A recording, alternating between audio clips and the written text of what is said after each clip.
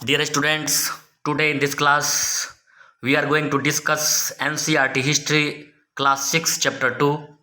The topic is From Hunting Gathering to Growing Foods. Tushar's train journey. Tushar was going from Delhi to Chennai for his cousin's wedding. They were traveling by train and he had managed to squeeze into the window seat, his nose glued to the glass pane as he watched trees and houses fly past. His uncle tapped his shoulder and said, "Do you know that trains were first used about 150 years ago and that people began using buses a few decades later?" Tushar wondered, when people couldn't travel quickly from one place to another, did they spend their entire lives where they were born? Not quite. तो प्रिय छात्रों, मैं NCERT history वर्ग 6 के दूसरे अध्याय की विवेचना कर रहा हूँ। यहाँ भूमिका दिया हुआ है कि तुषार नाम का एक लड़का ट्रेन से जर्नी कर रहा है और वो अपने कजिन्स के वेडिंग सेरेमनी में दिल्ली से चेन्नई जा रहा है। और जब रास्ते में वो सफ़र कर रहे हैं तो वो देख रहे हैं कि बहुत सारी चीज़ें ट्रेन से पीछे छूट रही है। हरे भरे मैदान, खेत खलिहान, बिल्डिंग्स पीछे छूट रहे हैं और वो आश्चर्य से इन चीज़ों के बारे में देख रहे हैं और सोच रहे हैं। तभी उसके अंकल उसके कंधे पर हाथ रखते हैं और कहते हैं कि ये जो आप देख रहे हैं ट्रेन से ये सफ़र, ये मात्र 150 वर्ष पहले शुरू हुआ था। ये सुनकर तुषार बहुत आश्चर्यचकित हुआ और ये सोचने लगा कि क्या इससे पहले जब ये ट्रेन का आविष्कार नहीं हुआ था, ट्रेन का उपयोग नहीं हुआ था, तो लोग एक ही जगह पर जहां वो जन्म लेते थे वहीं पर अपनी पूरी जिंदगी बिता दिया करते थे। तुषार ये सोचने लगा। तो अब अगले जो बिंदु है उस पर चर्चा करने जा रहे हैं। Now we move to the next topic. The topic is earliest people, why were they on the move. The earliest people, why were they on the move. प्रारंभिक मानव वे गतिशील क्यों थे, वे भ्रमणशील क्यों थे। We know about people who lived in the subcontinent as early as 2 million ago. Today we describe them as hunter gatherers. The name comes from the way in which they got their food. Generally, they hunted wild animals, caught fish and birds, gathered fruits, roots, nuts, seeds, leaves, stalks and eggs. तो जब हम इस पहले paragraph की चर्चा करते हैं तो भारतीय उपमहाद्वीप में अगर आप देखते हैं कि 2 million years ago में जो मानव रह रहे थे वो हंटर्स और गैदरर्स थे। और इनके लिए इन वर्ड का यूज, हंटर्स और गैदरर्स का यूज इसलिए किया जाता था क्योंकि वो भोजन के सभी चीज़ों से परिचित नहीं थे। वो उन समय चीज़ों को चुन रहे थे, इकट्ठा कर रहे थे, गैदरिंग कर रहे थे और पशुओं का शिकार कर रहे थे। इसलिए वे लोग हंटर्स और गैदरर्स कहलाए। वो लोग fruits, roots, nuts, seeds, leaves, stalks, eggs इन चीज़ों को चुनते थे और उनमें जो खाने योग्य होते थे उसको वो सुरक्षित रखते थे, एक अलग से उन्हें उनका संग्रह करते थे।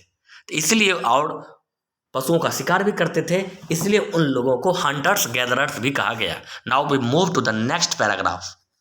Hunter gatherers moved from place to place. There are many reasons for this.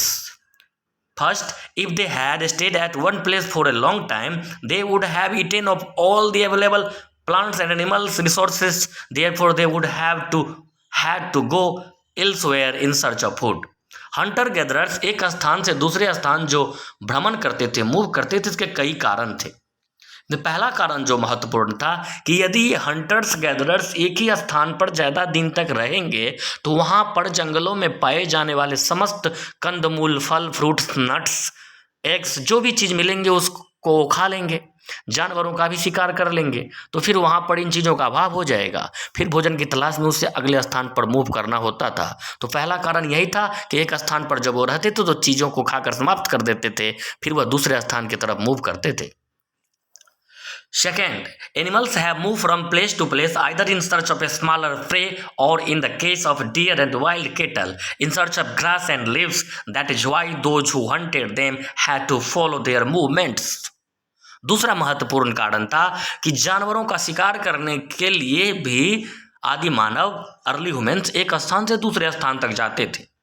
इसके लिए उसे उन जिन जानवरों का उसे शिकार करना होता था उन जंगली जानवरों के मूवमेंट्स को देखना होता था और उनके पीछे पीछे वो एक स्थान से दूसरे स्थान तक जाते थे।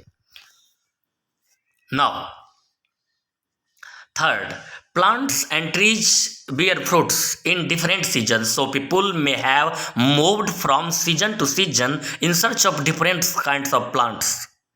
Fourth, plants, and animals need water to survive. Water is found in lakes, streams, and rivers. While many rivers and lakes are perennial with water throughout the year, others are seasonal. People living on their banks would have had to go in search of water during the dry seasons, winter and summer. तीसरा कारण था कि plants और tree जो था वो different season में फल देते थे, तो इसलिए वो उसे स्थान बदलना होता था। अब जिस सीजन में जहाँ पर फल मिलता था उस स्थान पर वो मूव कर जाते थे। चौथा कारण ये भी था उनके मूव करने का कि जो एनिमल्स और जो पीपल, प्लांट्स और एनिमल्स थे उसको देखभाल के लिए पानी की भी आवश्यकता होती थी, और चाहे वो इंसान हो या प्लांट्स हो या एनिमल्स हो, उनको पानी भी चाहिए। और अधिकांश जो बस्तियाँ मिली हैं वो वहाँ मिली है जहाँ पर पानी का सोर्स हो। तो जहाँ पर वो रहते होंगे तो नदियाँ तो दो प्रकार की होती है, एक पेरेनियल होता है और एक सीजनल होता है। पेरेनियल रिवर वो होते हैं जिसमें सालों भर पानी रहता है, सीजनल जिसमें मौसम जब बरसात का महीना होता है तो पानी होता है। तो जब वो सीजनल रिवर के पास रहते होंगे स्वाभाविक है कि ये विंटर में और समर में सूख जाते होंगे, इसलिए भी उन्हें अपना स्थान परिवर्तन करना होता होगा। तो साथियों, why early humans moved from place to place, we discussed all the 4 points. Now we discuss the next topic, how do we know about these people. अब हम इन पुराने लोगों के बारे में कैसे जानते हैं? First we read it. Archaeologists have found some of the things hunter-gatherers made and used. It is likely that people made and used tools of stone, wood and bone, of which stone tools have survived best. Some of these stone tools were used to cut meat and bones, scrape bark from trees and hides, animals' skin, chop fruit and roots. Some may have been attached to handle of bone or wood to make spears and arrows for hunting. Other tools were used to chop wood, which was used as firewood. Wood was also used to make huts and tools. तो साथियों, यहाँ देखते हैं how do we know about this peoples, इन लोगों के बारे में, प्रारंभिक मानव के बारे में हम कैसे जानते हैं।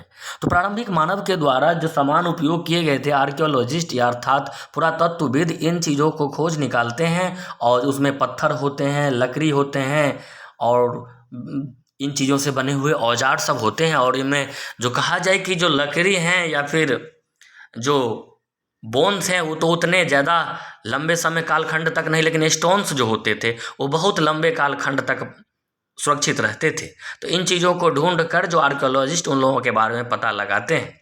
इसमें से जो कुछ टूल्स मिलते हैं जो उन लोगों का, जो मीट को काटने के लिए, हड्डियों को काटने, बोन्स को काटने के लिए, छाल वृक्ष से या फिर पशुओं के खाल उतारने के लिए, जो है ना फलों को काटने के लिए, रूट्स को काटने के लिए, इस प्रकार के बहुत सारे टूल्स मिले हैं।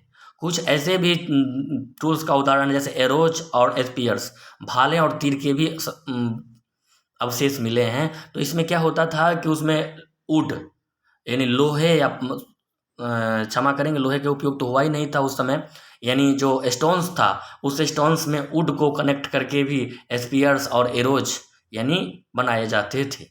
इसके अतिरिक्त फलों को काटने के लिए भी टूल्स का उपयोग किया जाता था, और उसका जो है ना उससे फलों को काटा जाता था।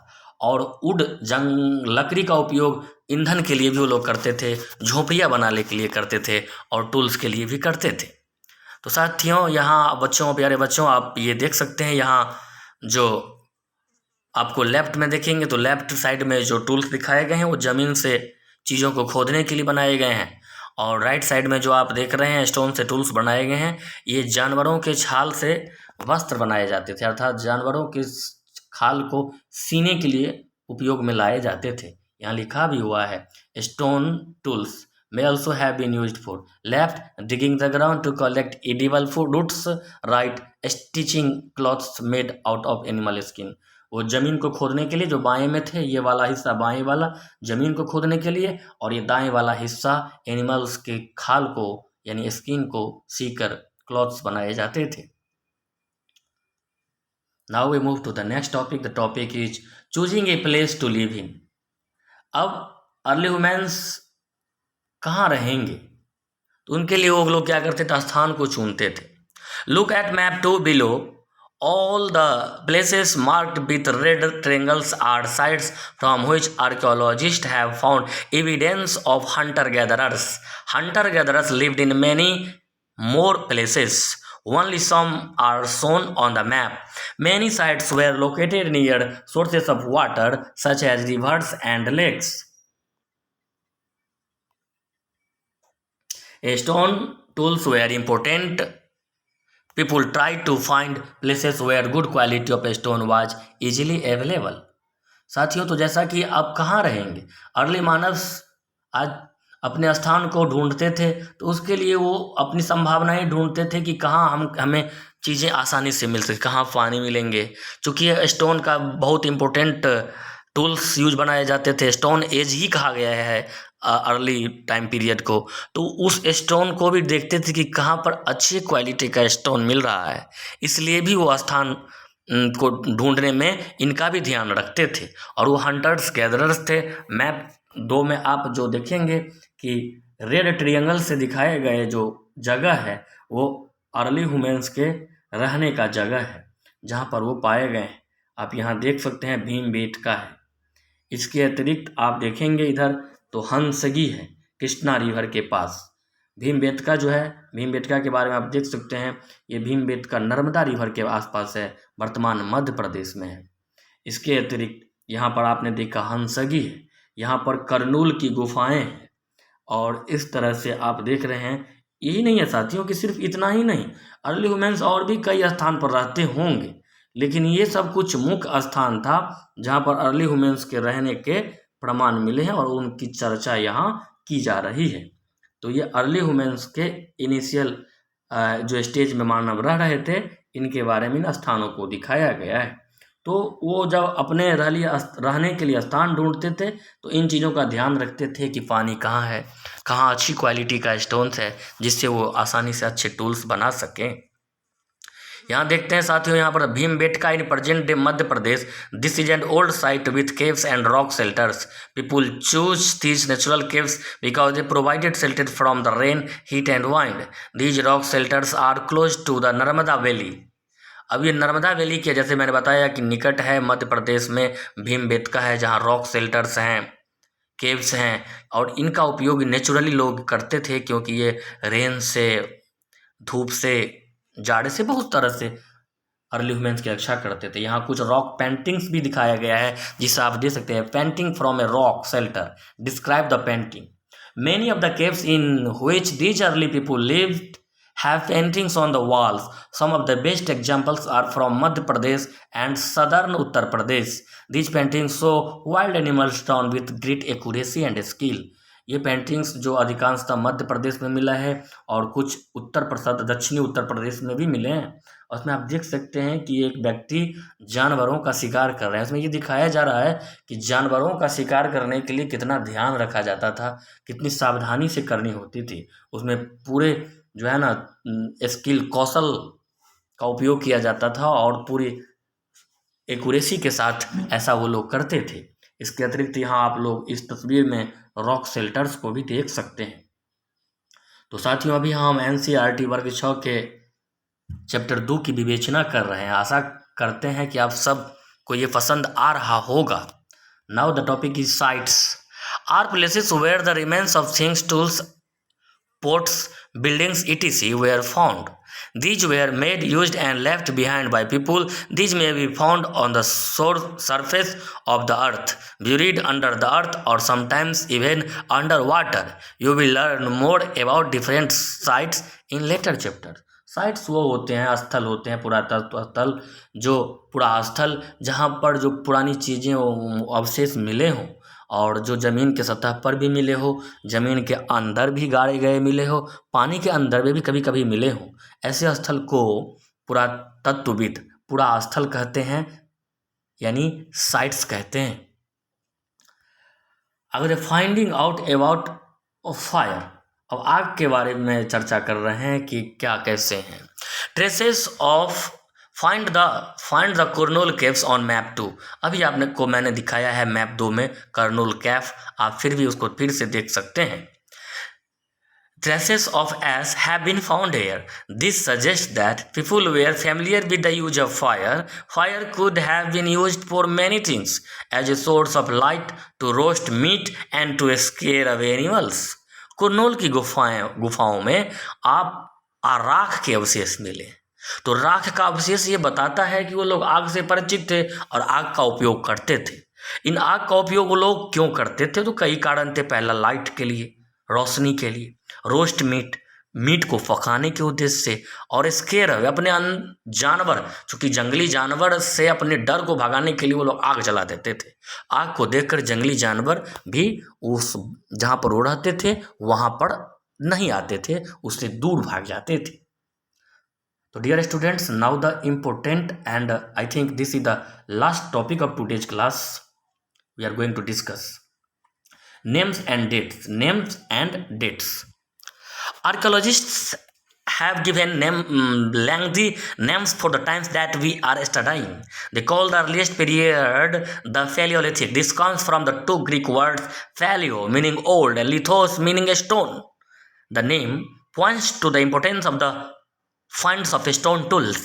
The Paleolithic period extends from 2 million years ago to about 12,000 years ago. This long stretch of time is divided into the lower, middle and upper Paleolithic. This long span of time covers 99% of human history. साथियों, आज हम जिन जगहों के बारे में पढ़ते हैं, इतिहासकार आर्कियोलॉजिस्ट्स ने, पुरातत्वविदों ने इनका बड़ा बड़ा नाम रखा है। पहला ही वर्ड देखते हैं पैलियोलिथिक। तो पैलियो दो ग्रीक वर्ड से बना है। पैलियो मीन्स जो ओल्ड हुआ, लिथोस मीन्स स्टोन। तो ओल्ड स्टोन एज को पैलियोलिथिक एज कहा गया। फिर आगे ओल्ड स्टोन एज को भी तीन भागों में बांटा, ओल्ड स्टोन एज को तीन भागों में बांटा गया। यानी ओल्ड स्टोन एज को तीन भागों में बांटा गया और ये तीन भाग थे lower, middle and upper. Lower palaeolithic age, middle palaeolithic age and upper palaeolithic age, यानी पूर्व, मध्य और उत्तर। पूर्व, मध्य और उत्तर पूरा पाषाण काल। आगे चलकर ये जो आप देखते हैं कि ये जो पैलियोलिथिक एज का समय है, वो पैलियोलिथिक एज में मानव हिस्ट्री के 99%, मानव के विकास का, मानव हिस्ट्री का 99% जो स्पेन है, समय कालखंड है, वो पैलियोलिथिक एज में कवर हो जाता है। क्योंकि वो जो है बहुत वर्षों पहले से, ये 2 मिलियन ईयर्स एगो से, लगभग 20 लाख वर्ष पहले से 12,000 वर्ष पहले तक के कालखंड को पैलियोलिथिक एज कहा गया है। और उस पैलियोलिथिक को तीन भागों में बांट दिया गया है। अर्ली यानी लोअर, मिडिल और अपर। इसके अतिरिक्त अगर बात करते हैं तो पैलियोलिथिक एज के बाद जो अगला स्टोन एज शुरू होता है उसको मेसोलिथिक स्टोन एज कहते हैं। और ये मेसोलिथिक स्टोन एज जो होता है, the period when we find the environmental changes beginning about 12,000 years ago till about 10,000 years ago is called the mesolithic और मिडिल स्टोन। जो 12,000 वर्ष पहले से पृथ्वी के जलवायु में अचानक बदलाव होना शुरू हुआ, तो 12,000 वर्ष पहले से 10,000 वर्ष पहले तक के समय को मेसोलिथिक या मिडिल स्टोन एज कहा गया। Stone tools found during this period are generally tiny and are called microliths. Microliths were probably stuck onto the handles of bone or wood to make tools such as saws and sickles. At the same time, older varieties of tools continued to be in use. तो Palaeolithic के बाद Mesolithic शुरू हुआ। Mesolithic में जो stone tools मिले हैं वो पैलियोलिथिक वाले तो मिले ही हैं, लेकिन पैलियोलिथिक के साथ साथ कुछ स्टोन टूल्स छोटे मिले हैं, थोड़ा टीनी मिले हैं, थोड़ा शार्प मिले हैं। तो इस तरह से उस स्टोन्स को जो है ना वुड में, लकड़ी में या फिर बोन्स में, हड्डी से जोड़ करके कुछ धारदार हथियार, सिकल्स जिसको आप हांसुआ कहते हैं, सौज, आरी, ये सब चीज़ बनाए गए हैं। इसका भी प्रमाण मिला है। The next stage from about 10,000 years ago is known as the Neolithic. What do you think the term Neolithic means?